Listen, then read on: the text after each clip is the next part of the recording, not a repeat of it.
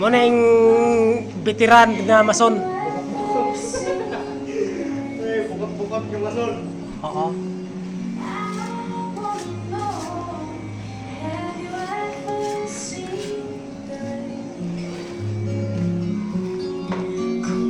Yan, sinimula na maglagay. Yan.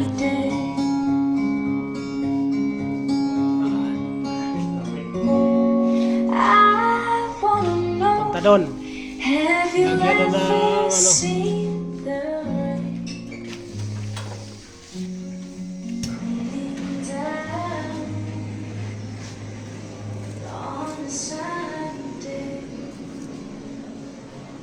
Pwede man ako kuya?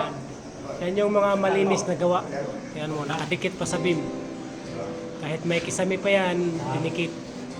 Para malinis na gawa yan. Yan yung mga trabaho ng mga malinis. Yun. Yun.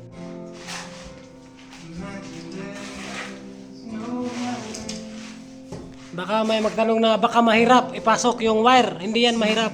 Walang mahirap sa magaling yan. Makapasok nga kahit madilim. Ito pa kaya.